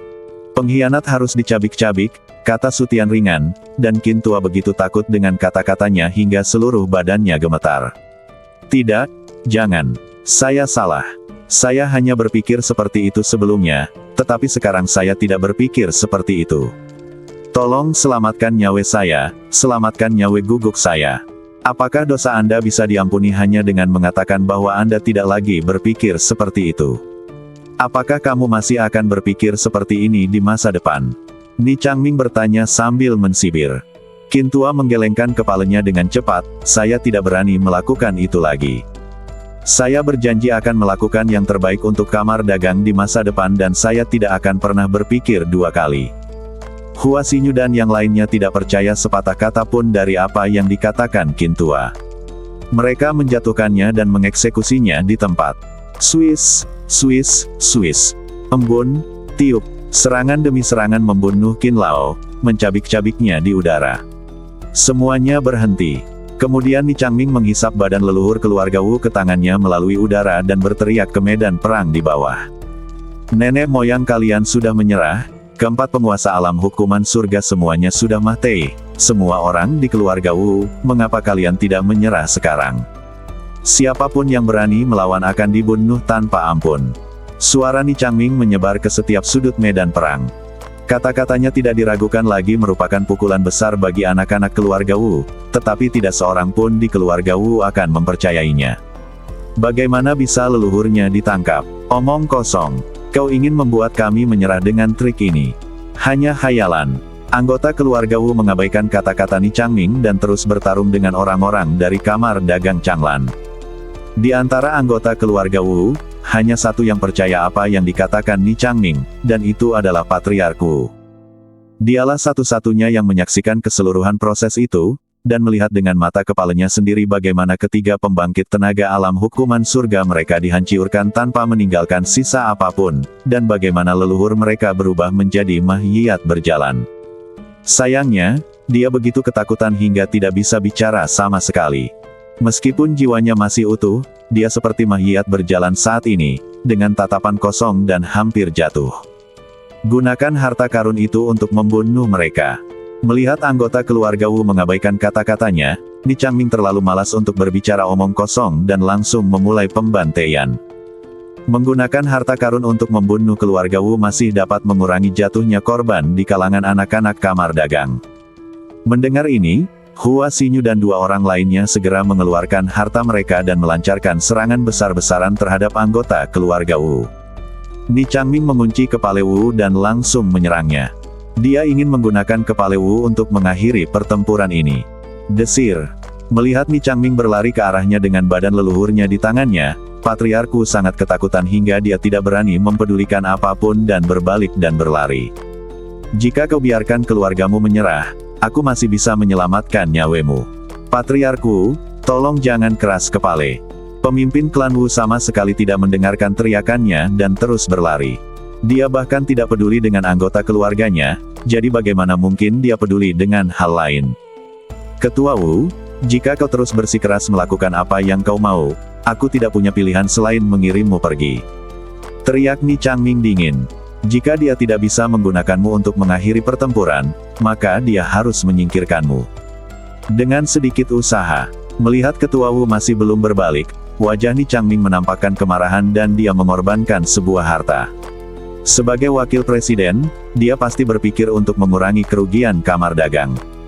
Sungguh sia-sia menggunakan harta yang cukup untuk membunuh seseorang di alam hukuman surga untuk membunuh seseorang di alam manusia surgawi, tapi dia tidak punya pilihan selain menggunakannya sekarang. Memanggil. Sebuah panah emas dengan ekor cahaya menerobos udara dan terbang menuju ke Wu. Panah perintah emas ini sebanding dengan serangan dari alam hukuman surgawi. Dengan tingkat kultivasi Patriark Wu, dia pasti akan mati. Namun, dia telah menjadi kepala keluarga selama bertahun-tahun, dan itu bukan tanpa alasan.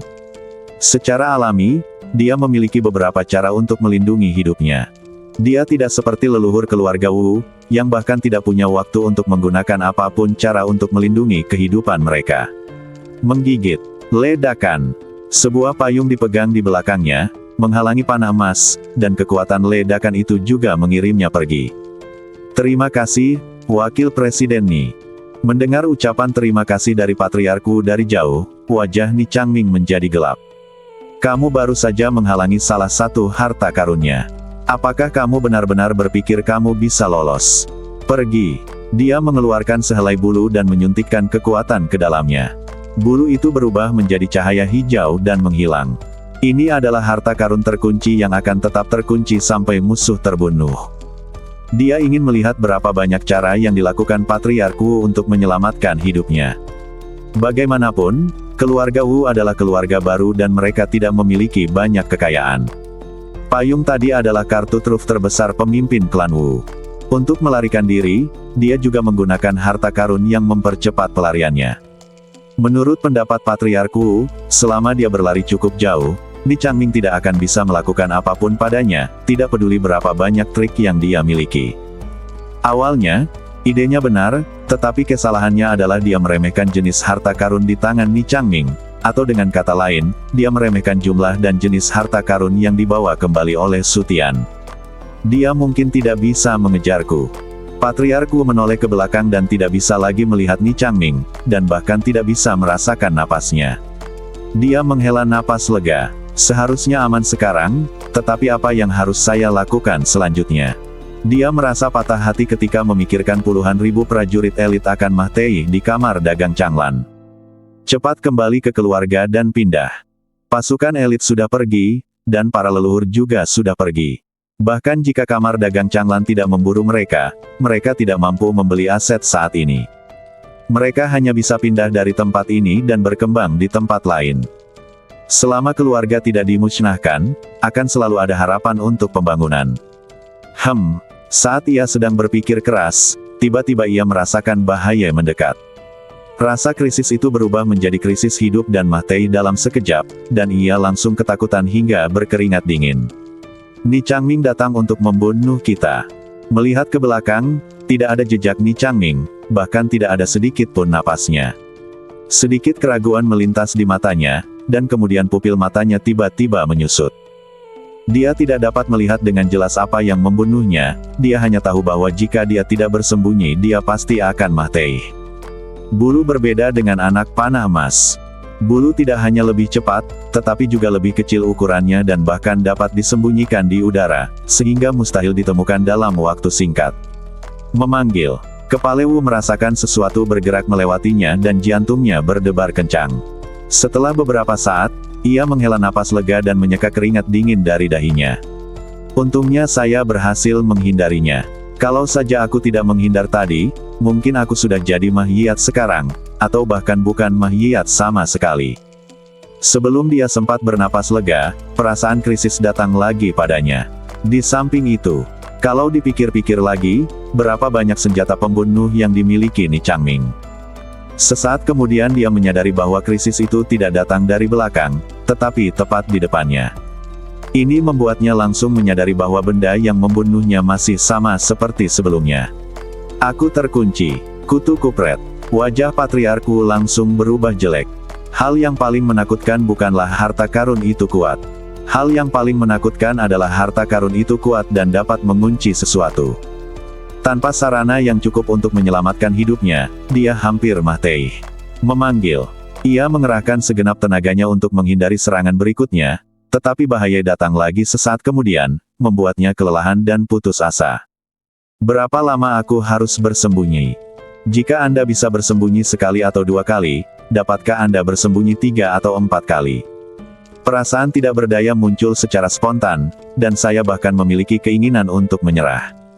Tidak, aku belum bisa mati. Pasti ada jalan. Keinginannya yang kuat untuk bertahan hidup membuatnya enggan mati seperti ini. Pikirannya terus berpacu saat ia terus memikirkan cara untuk tetap hidup. Pergi dan mohon padanya. Ya, mohon padanya dan dia pasti akan membiarkanku pergi. Setelah memikirkannya, cara terbaik adalah kembali dan meminta bantuan Ni Changming. Apakah kamu tidak ingin menangkapnya hidup-hidup? Kalau begitu, dia akan mengambil inisiatif untuk memberimu kesempatan ini sekarang. Desir. Dia menelan sebotol pil dan berlari kembali dengan putus asa, tetapi Vader mengejarnya dengan ketat, jadi dia harus menghindar lagi di tengah jalan. Vader mengejarnya seperti plester kulit guguk, menyebabkan kepala Wu sakit. Namun, ia tidak punya pilihan lain selain berlari kembali secepat yang ia bisa, berharap untuk bertemu Ni Changming. Akhirnya, dia melihat Ni Changming mengejarnya, dan dia sangat gembira hingga hampir menangis. Tidak ada yang bisa dibandingkan dengan berlari ke arah satu sama lain di kedua arah. Jika Ni Changming tidak mengejarnya, dia akan mati di tengah jalan bahkan jika dia berlari. Kembali, Wakil Presiden Ni, saya bersedia menyerah. Saya bersedia menyerah, tolong ampuni nyawa saya. Pendek kata, asal kau tidak membunuhnya, aku bersedia melakukan apa saja. Ni Changming tertegun saat melihat Ketua Wu berlari kembali, tetapi kemudian dia langsung tertawa saat mendengar kata-katanya. Apakah dia takut dikejar oleh Yu Mao dalam waktu sesingkat itu? Berdiri diam dan tunggu kepala Wu datang. Apa yang kau lakukan di sana? Hentikan itu sekarang. Melihat dia tidak bergerak, kepala Wu menjadi sangat cemas. Tidak bisakah dia melihat bahwa dia hampir mati? Aku tidak punya solusi lain. Ni Changming mengangkat bahu. Dia memang punya solusi lain, seperti menggunakan harta karun lain untuk menghentikan bulu itu, tetapi apakah kamu layak untuknya menggunakan harta karun? Bagaimana mungkin kamu tidak punya solusi? Kepala Wu begitu cemas hingga dia melompat-lompat. Cepatlah dan temukan solusi untuknya. Tidakkah kau mendengar bahwa dia bersedia menyerah? Bagaimana mungkin kau hanya berdiri diam dan melihatnya mati saat ini? Ketua Wu, sudah kubilang sebelumnya, kalau kau ngotot melakukannya dengan caramu sendiri, kau akan mati. Setelah mendengar kata-kata Ni Changming, Patriarku langsung mengerti bahwa orang ini tidak mau menyelamatkannya. Jika kau tak mengizinkanku pergi, mari kita mati bersama. Kepala Wu sudah benar-benar gila. Harta karun itu menyerang tanpa pandang bulu. Jika kamu tidak melepaskannya, maka mereka akan mati bersama. Melihat Ketua Wu berlari ke arahnya, Ni Changming mengerti bahwa dia ingin menyeretnya ke bawah bersamanya, tetapi tidak semudah itu. Dengan sekejap, kepala Wu luput dari sasarannya. Meniup. Pada saat yang sama, Ni Changming melancarkan serangan ke arahnya, dan Patriarku sangat marah hingga paru-parunya hampir meledak. Serangan Ni Changming tidak dapat melukainya, tetapi cukup untuk memperlambat kecepatannya. Sekarang, jika dia berhenti sejenak, dia pasti akan mati. Ni Changming, kau akan mati dengan menyedihkan. Ah! Ledakan. Dengan raungan yang tidak diinginkan, bulu itu mengenai kepala Wu, menghancurkannya seluruhnya. Ni Changming mengangkat tangannya dengan acuh tak acuh dan menghisap cincin penyimpanan itu. Tidak perlu bersimpati dengan mereka yang mencari kematian. Dia berbalik dan terbang kembali ke kamar dagang. Dia tidak melihat pertempuran lagi, hanya pembelot. Selama pengejarannya, Hua Xinyu dan dua orang lainnya telah menggunakan harta mereka untuk membunuh lebih dari 10.000 orang anggota keluarga Wu, yang secara langsung mematahkan keberanian mereka dan tidak ada seorang pun yang berani melawan lagi. Anggota keluarga Wu secara bertahap menyadari bahwa leluhur mereka dan 3 tetua klan benar-benar telah meninggal, dan mereka tidak lagi memiliki keinginan untuk bertarung. Semuanya serang. Mengikuti perintah Sutian, semua anggota kamar dagang keluar untuk memburu anggota keluarga Wu dan tidak perlu lagi menjaga kamar dagang. Sutian tidak takut ada orang yang memanfaatkan situasi dan menerobos masuk saat ini. Dia akan membunuh siapa saja yang berani datang, bahkan jika dia berasal dari alam Fatian Xiangdi. Bersambung.